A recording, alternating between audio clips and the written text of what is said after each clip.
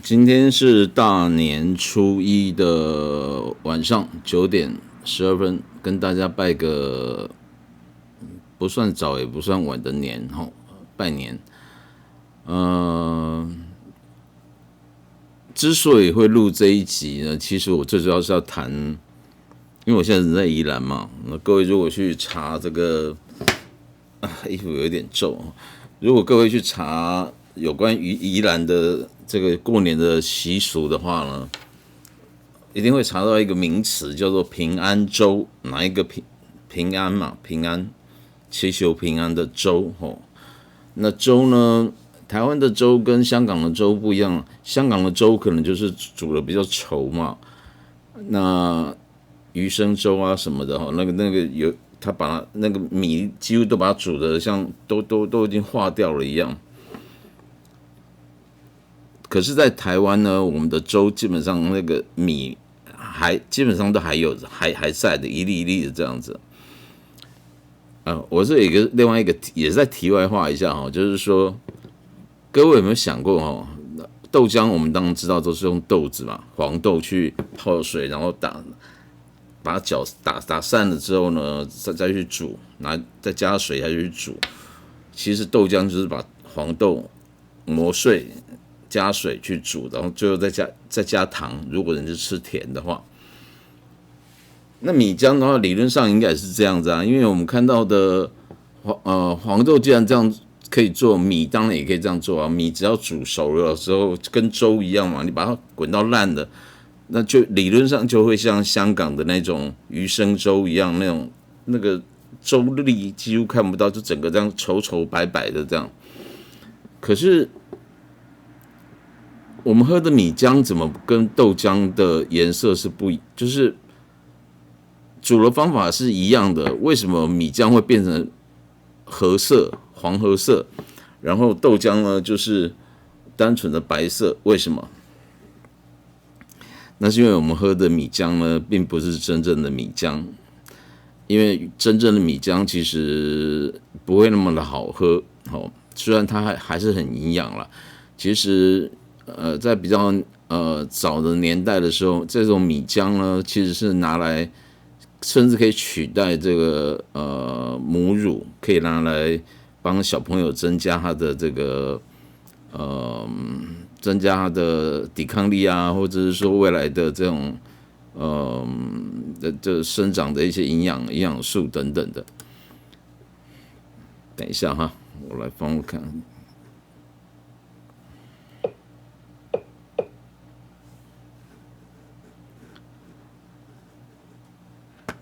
那为什么会没有？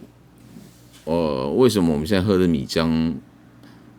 当然跟小时候喝，就是小朋友喝的那是不一样。为什么现在喝的米浆是黄褐色的？这个其实很简单。不管是豆浆或米浆呢，你把它煮完，其实它是不太会有甜味，它会有一点点甘甜的味道，但是不至于跟加糖一样，那种甜味是不一样的。米浆呢，我们现在喝的米浆之所以颜色会变得比较深，就是里面有花生，甚至里面有些搞不好还加了一些芝麻，不一定，但通常都是有花生，所以应该叫花生米浆才对，因为它不是单纯的只有米而已。这个是一个题外话。它当然会加糖，加糖下去，所以它的棕色的比重就会变得比较强，它就跟那个豆浆就不一样了。那至于后来发展出来什么红茶豆浆啊、红茶米浆啊、米浆加豆浆啊，我不晓得各位有没有喝过。我小时候常常会这样，他们店家都会混来混去，都喝过这种不同的组合。其实米浆加豆浆还蛮好喝的。我今天讲了半天，最主要是说呢，我们都知道粥这种东西呢，在香港、在台湾在中国那定义是不太一样的。但在台湾这边的粥呢，基本上我们讲的粥不是像广东粥一样煮的这样就稠糊的、白白的这样，不是这样。我们通常都是台湾话也叫做底下的那个煮起来在一桶的粥，底下一粒一粒的那个米形状还看得到，只是一碰就碎了。然后通常上面还有一层这种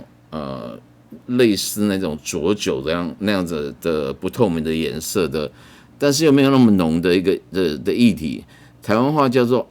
我记得好像叫做暗是闽南语暗就是这个我不晓得中文要怎么解释反正就是上面那一层没有米的那一层像水一样，但是也是稠稠的这样，里面只有淀粉而已，这我们叫做暗，所以早年代穷人可能就是吃那个暗，然后米其实是富人在吃的我们也不提到这个东西以台湾人的习俗来讲，这个是不是从哪边传过来，我不晓得也许是从福州传过来，因为在宜兰有2个东西，我以后一定会讲，但是我先讲一个，就有一个东西在宜兰全省就只有宜兰有，如果我在别的地方有看到，那一定从宜兰那边传过去的。但是宜兰的这个部分，除了噶玛兰族之外，还有泰雅族跟噶玛兰族之外，还有不少从泉州、漳州过来的，应该是漳州过来的，所以他们带来两个东西我觉得这个东西可能也是因为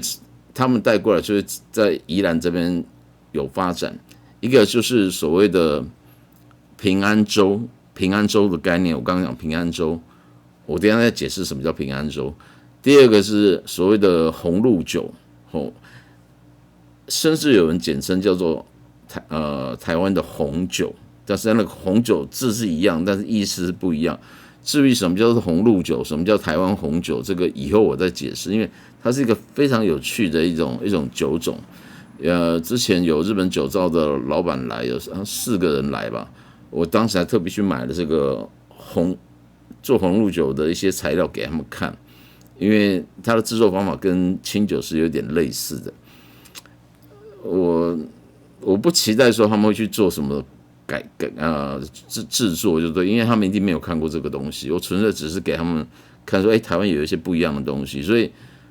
在台湾各位的朋友也有，如果你有在喝清酒的，也不要忘了台湾这边像宜兰这边水很好嘛，所以除了 whisky 除了啤酒之外呢，红露酒，所谓的台湾的红酒，露是那个露天拍卖那个露露营的露，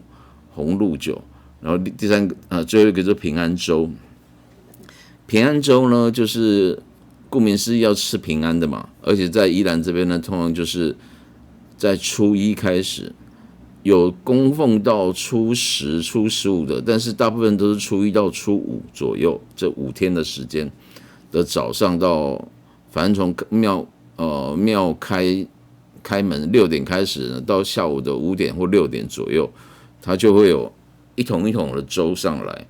这个粥呢，每一家庙的格式都不太一样，但是基本上它一定是素的。然后它煮的那个粥呢，也不是清粥，它是煮的是也没有地瓜，就是单纯煮的像是那种我们讲的咸稀饭那样的感觉，只是它的那个暗，我讲那个暗那个水的部分会比较多。所以你在咬起来的时候呢，其实里面有很多料，通常可能就会有油葱啊，可能会有芹菜啊，除了米之外啦，甚至有素肉啊，或者是萝卜丝啊、白萝卜丝啊什么的，反正就是那些素菜，这个季节的素菜的东西，然后会配上它可能会有2、3碟的小菜在那边。我讲的最普通、最简单的，就是可能会有炒酸菜，因为这个酸菜就芥菜是弄出来的嘛。然后这个时候也是芥菜的季节，然后还有腌萝卜、腌的白萝卜、腌制的白萝卜，刚腌好的，很脆、很甜、很好吃。就是这2个配菜，所以他会给你一个，你旁边拿那个塑胶碗然后直接这样装，然后这样吃，然后再沾这些配料。有的可能还会给一点花生，甚至会给一些就是素的那些豆枣啊，或者是可能有豆干吧。每个庙是不一样的，所以你如果有兴趣的话，你可以上网去查宜兰平安粥，他会跟你讲说不同区域、不同乡的，他哪几个庙的粥特别好吃。在这边除了是很小很小的庙，基本上即便它是很小庙，它都会有所谓的平安粥这样的一个习俗。所以很多宜兰，你如果看那个脆的话，很多人会说宜兰就是初一吃到初五，早上起来都会去吃这个平安粥。我刚到宜兰的第一年的时候，我就知道这样的习俗啊。以前我因为不会在过年的时候来宜兰，我不知道。然后后来我搬过来之后，第一年到宜兰的时候，我就看到，既然有这个平安粥，所以那时候天气又很冷。今年的天气已经比较没那么冷了，因为今年的春节比较晚。往年1月多的时候，一旦初一晚早上起来，我就骑车到附近的庙里面去，因为我这附近非常非常多的庙哈，然后去吃不一样的粥。那除了这个，我刚讲这个配菜粥的煮法呢大同小异，但是里面料会不太一样，但是它绝对是可以让你吃饱的，里面是有米粒的那种的，然后旁边还会有小菜，小菜就不一样了。像我喜欢吃那个酸菜，那个其实很好吃，那个有一点像我们在吃牛肉面加的那种酸菜哦。然后另外就是萝卜嘛，萝卜几乎每一家都会有。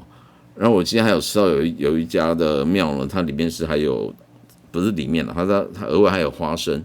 因为宜兰这边很多沙地，海边很多沙地，所以这种萝卜种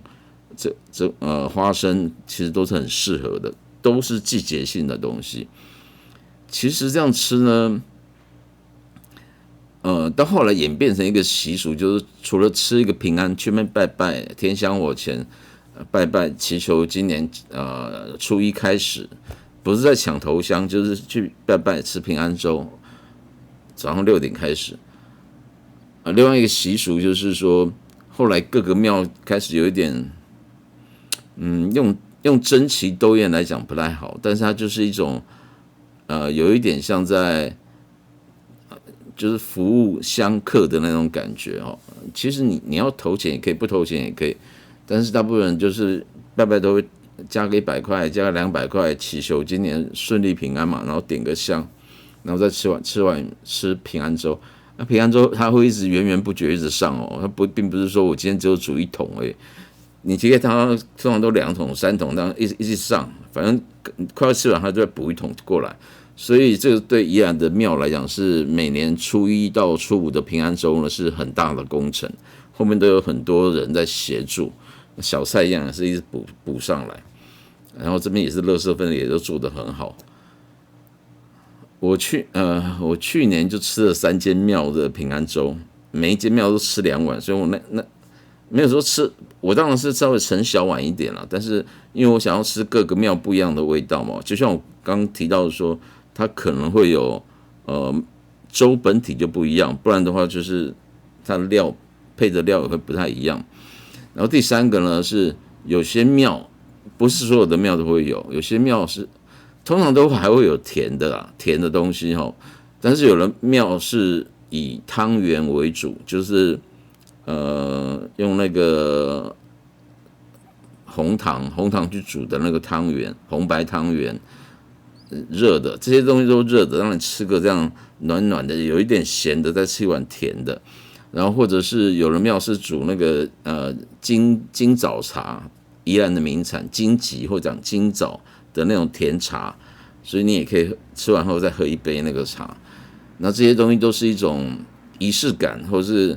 我不晓得来源是什么，但是各位可以去查这个。我觉得这没有必要我在这边讲，我只跟各位讲说，这边有很多庙，每个庙有不一样。像今天在二节那边的话呢，二节是一个乡哈，就是副总统萧美琴有去那边，我本来想赶去那边，可是我觉得人一定很多，我就没有过去了。反正，在宜兰这边，你如果真的你要排，因为我刚刚讲说从早上6点到下午大概5点都还有嘛，所以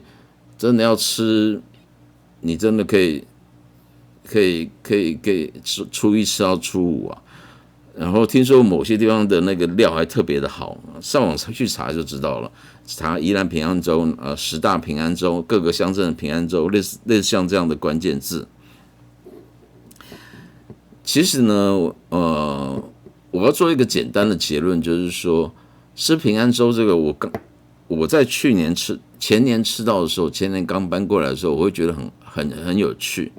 去年吃更多家的时候，我觉得也很有趣。今年我到目前为止吃了3家了，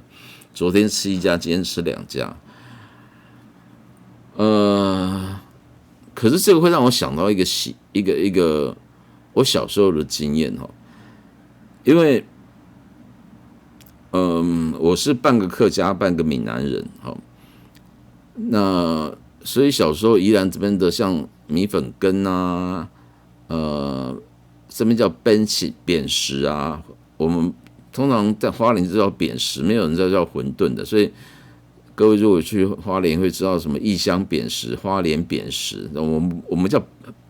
陈水扁那个扁食，我们通常不叫馄饨哦，馄饨也不叫云吞，云吞是更大的，馄饨是比较中国的讲法，台湾话叫扁食，扁食扁食。那我后来慢慢发觉，就是其实花莲跟宜兰之间的很多习俗是很像的。应该讲说，我甚至怀疑说，像扁食啊，像花莲以前也有米粉羹，现在也是有，也好像也是从宜兰这边传过去。因为毕竟宜兰到花莲以前就隔个一个苏花公路嘛。那宜兰到台北以前走以前没有雪山隧道的时候，走那个福山的那个北横啊，或者是要走这个北宜公路啊，其实都很麻烦，也是很远的。那你到花莲也不见得更远啊。我要提的就是说我这几年这样吃下来，结果突然让我想到一件事情，就是说，撇开为什么宜兰人要吃平安粥，我不知道，我刚刚讲过我不知道。但是我觉得有道理，我现在慢慢可以体会。虽然说我以目前的状况，我昨天是很无耻的在网络上发了讯息，前天晚上就询问说，因为我现在一个人住在宜兰，我想要找我很怀念以前小时候吃满一大桌这种年夜饭的那种感觉。我妈妈我阿嬷都很会煮菜，弄一大桌这样，所以。以前那种不能讲，我不想感动，就是那种回忆，我现在没有了。我也会煮一点菜，但是我不可能去弄一大桌的菜，因为没有人吃啊，吃不完啊。所以，我前几天就是在网络上就跟一些朋友们聊，就是说。有没有谁家那个我厚颜无耻？我说我可以提供酒，然后我跟你们一起吃年夜饭，我想体验一下这种感觉。结果很多朋友邀请我，甚至会就是你也不用带酒啊，什么人过来就可以什么的。这些人我完全都不认识。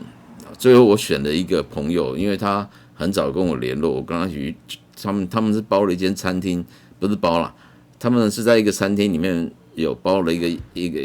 桌，然后我就跟他们去吃。里面呢还有，反正这边附近的，应该讲说，耆老吧，就是士绅哈，因为宜兰这边读书风气很盛。然后甚至同桌吃饭的还有一个妈妈，那年纪跟我差不多大，然后她的小孩子当然就是，如果我有小孩，大概也这么大吧。是一个女孩子哦，是台大医科4年级的学生，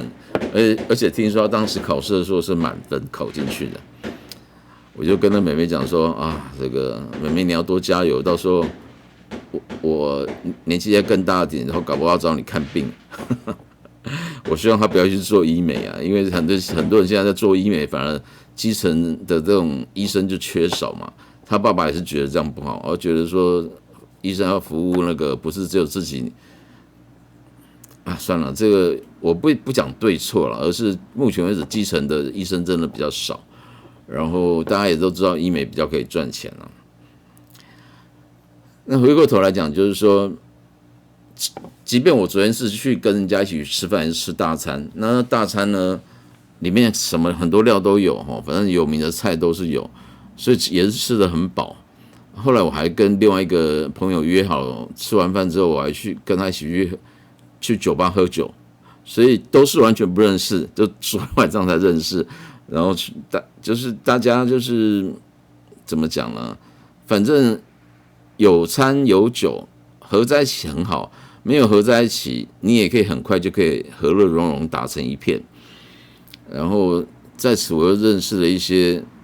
这边的在地的有名望的人，我觉得还蛮有趣的。我没有特别选哦，我也不晓得谁会去，然后就去遇到这样的朋友，我就觉得很压抑。但是呢，这个让我想到一点，就是说，我想到我小时候呢，我们家晚上的这个年夜饭也是非常丰富，可是吃完了之后呢，会很饱嘛，而且都是大鱼大肉的。所以我小时候在我家呢，有一个习俗是我阿嬷，我阿嬷不是我外婆，我阿嬷她会弄的。就是早上不是礼拜一，初一的早上起来的时候呢，我们早上通常都是吃什么粥，清粥我记得是清粥，有点像这个平安粥一样，只是清粥而已，上面也是有有水水的这样，然后通常可能还有一些什么豆枣或者是豆腐乳啊，或者是那个花生米啊，类似像这样的东西，面筋什么的。但是我印象中最深刻的是里面一定会有一道菜，就是菠菜，因为菠菜是冬季的季节，我妈妈会烫菠菜，切一段，然后烫好菠菜之后切一段，放在一个小的盆子上面，然后上面只有滴那个简单的酱油味，薄酱油。就这样吃，然后我觉得那个菠菜特别好吃，因为我讲过，我们家的那种菜只要是要去皮那种，都会把它稍微把它剥掉一点点，所以我们家的菜永远吃起来是嫩嫩的这样，然后吃那个菠菜配稀饭，吃点豆腐乳什么的，面筋什么的，这样吃，我会觉得那一顿初一早上吃的那一顿菜呢，不会比前一天晚上吃的那个大鱼大肉还要差。为什么？因为即便是小孩子也会，肠胃再怎么好，第二天早上起来吃点清爽的东西，其实对肚子也是好的。更何况你家里很多东西嘛，你如果吃一吃11:2，阿嬷通常都还会在炸那个年糕啊，什么东西，还有很多小吃都可以，零食都可以吃。所以早上起来，而且我记得是早上6点、6点多就被叫起来吃，吃完之后。我有点忘记是吃完再上去拜祖先，还是因为我们家楼上有佛堂，还是先拜完再下来吃，我已经忘记了。反正就那天早上是吃素的，它是不是有点像平安粥的概念？我后来想想，其实有一点像平安粥的概念。然后在我阿嬷还在世的时候，我们家是这样吃的，就是初一早上这样吃的。当然没有初二、初三、初四，就只有初一是这样子。我记得我阿嬷是从基隆这边搬过去的嘛，搬到台北那边去，搬到花莲的，所以，我也觉得很后悔，对自己家族的历史不是很了解。我在想说，我们家这样的习俗会不会是从基隆、宜兰，然后到花莲那边去的？我不晓得，只是吃到这个平安粥，这几年在宜兰那边吃平安粥呢。瞬时把我小时候的回忆给带回来，回想起小时候吃这个粥的这个经验。如果我有小朋友的话，我一定也会教他们说，早上其实这个对身体也好啊，因为你前一天吃的大鱼大肉，可能又喝酒，早上起来喝一点清粥，那种粥又是有暗的、有水的那种的，你这样吃，然后配一些特别是青菜，好烫青菜。菠菜把它烫完，它是软软的，很好吃。然后薄薄的酱油，也没有全部都是素的，加一点面筋什么，这样吃一吃，吃完，就算你吃个2碗，肚子会稍微饱一点，但是那一下就消掉了。所以吃粥其实对人的身体，我觉得是不错的。那个年代就是这样了。然后有时候过年的时候还会去看，我们台湾话叫做看钩，就是去海边去拉那个人家的渔网。好，这个那个钩怎么写？我不知道怎么，我已经忘记怎么写了，反正就是牵那个网子就对了。然后那个网子牵上来，那是有鱼，就是捕鱼的人家特别布置的那种定制网，你就可以去拉。然后当然你要给钱，可拉上来的鱼你就可以分，他会把大的先抓走，小的我们就自己分一分。所以有时候，可能初级的时候，那个牵回来的那个鱼呢是小小条的，然后就是会用清水就是烫加姜丝，然后那一天就可能早上就只吃那个鱼而已。那鱼这样吃，然后沾一点点酱油，所以对我来讲，小时候我的吃鱼方式呢，除了我讲是汤啊，鱼汤，吃鱼的方式一定要有酱油。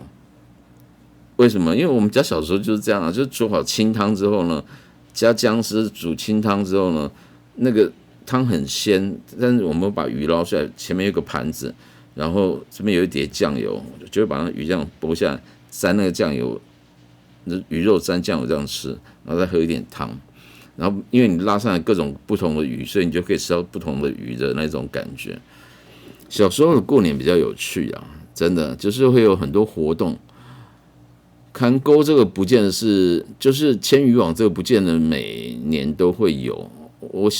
因为毕竟已经是40几年前的事情了，但是我记得的是吃那个粥哦，我姑且把它称为我们家的平安粥。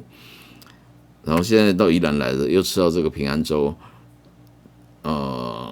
形式略有差别，而且因为现在台湾人越来越有钱，所以那个粥变成是百花齐放啊，争奇斗艳啊。虽然都还维持在说以吃素为主，但是好像有些庙方会把这个当成是一种比赛一样。但是我来这边，我们这边有一个就专门只有吃清粥之外，他当然会煮一些芹菜啊什么的那些小小的料，素肉小小的料之外，他就只有提供那个酸菜跟萝卜。我就觉得这样子已经很好吃了，因为那个酸菜炒起来又新鲜又有味道，然后它的味道跟牛肉面那种酸菜味道不太一样，但是样子很像。然后萝卜脆脆的，腌时间没有很久，就是可能是昨天或前一天就腌的，然后那时间很短，所以吃起来脆脆，还有萝卜的甜味。然后你这样配上那个粥，特别是如果你去的时间够早，那个粥是很烫的，刚弄上来的时候，那还要慢慢吃，不能吃太快。那如果天气很冷的话，这样吃会觉得非常的满足，就是那种对胃是很好的事情啊。平安粥，然后这一集呢，我也没有谈过日本酒，因为毕竟是新年嘛，就姑且提一下以前小时候的经验。这个频道本来就不是只有谈酒而已，在台湾人我们的这个习俗里面呢，反正过年，特别是乡下，就本来就会有很多，不管是要拜天祭祖啊，或者是说各种的年夜饭啊、围炉啊等等的。其实，即便台湾这么的小，每个县、每个乡村也是有一些各自不一样的仪式在。我是觉得有宗教是很好的啦，因为它可以让你有一个心灵上的寄托。虽然说我目前为止也没有确定是什么宗教，但是我去年过得很不如意，然后今年我希望能够一切都能改善。那改善就从年初一吃平安粥开始吧。我是海恩，好，填土之道有道理，心目中美好的餐酒生活，拜拜。